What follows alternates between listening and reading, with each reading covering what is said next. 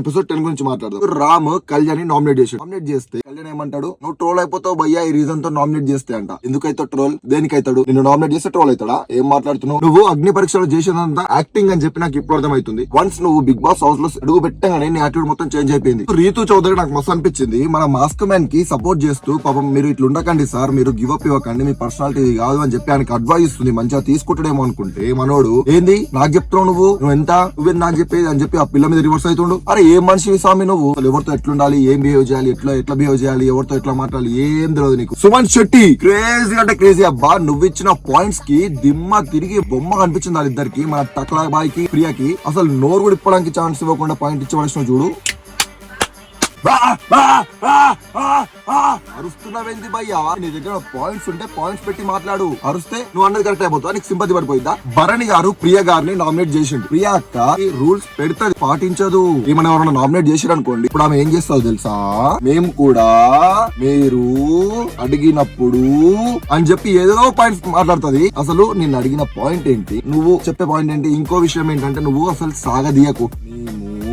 మీరు కూడా సాగదీయకక్క, నీకు దండం పెడతా. అసలు సాగదీయకు, నాకు ఇరిటేషన్ వస్తుంది. భరణి గారు చెప్పిన పాయింట్ లో తప్పేం కనిపించిందో నాకు అర్థం కావట్లేదు. భరణి గారు క్లియర్ కట్ గా తన పాయింట్ అని చెప్పారు. అందరు తినే ఫుడ్ లో చెయ్యి పెట్టి తీసి తింటున్నావు కదక్క, అట్లాంటి పాయింట్ చెప్తే మండిద్దంట. ఆమె కవర్ చేసుకుంటున్నప్పుడు దీనికి తోడు మన టక్లా బాయ్ సప్పట్లు ఇట్లా కొడుతుండు. ఇట్లా కొట్టకన్నా ఇట్లా కొట్టుకో.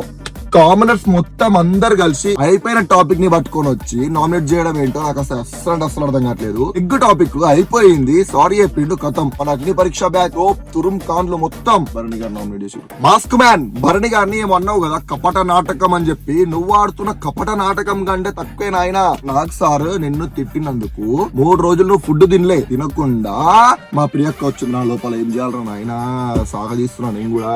3 రోజులు అన్నం తినలే, దేనికి తినలే? సింపతి సింపతి రాజా. మాస్క్ మ్యాన్ ఇమాన్యుయల్ నీ క్వశ్చన్ చేస్తున్నావు ఏంటన్నా నాకు అర్థం కావట్లేదు. ఆడవాళ్ళు మగవాళ్ళు నీకు సమానమైన అని నువ్వు కదా బాయ్ సమానంగా చూడండి. మొగోళ్ళు కూడా నీకు ఆడవాళ్ళకి కనిపిస్తారు కదా. నువ్వు వేసిన పాయింట్ మన రివర్స్ ఇమాన్యుయల్ మీద ఇస్తున్నావు ఏంటన్నా? గుండు కొట్టించుకుంటే నువ్వు తోపు అయిపోతావా? తురుం ఖాన్ అగ్ని పరీక్ష కింగ్. ఏందక్క ఏందా మాటలు? భరణి గారిని నువ్వేమన్నావు అక్క? Big manipulator, influencer, liar. అవునా? నువ్వు కాదా అక్క? మన నార్జన్ సార్ అడుగుతున్నప్పుడు ఏదేదో సంబంధం లేని అన్ని తీసుకుని వచ్చి మాట్లాడినావు కదా అక్క. నువ్వేంటక్క మ్యానిపులేటర్ కాదా అక్క? అక్కడ లయర్ కాదా అక్క? అక్కడ నువ్వు ఇన్ఫ్లుయెన్స్ చేయట్లేవా అక్క నువ్వు ఎవరిని? కామనర్స్ ని. ఈ రోజు నేను ఇంత సీరియస్ కావడానికి రీజన్ కామనర్స్. వీళ్ళకు ఒక అగ్ని పరీక్ష అనే షో, మన దాంట్లో నుంచి ఆనిముత్యాలు వీళ్ళు 6 బా క్రాక్ బ్యాచ్ ని పట్టుకొని వచ్చారు.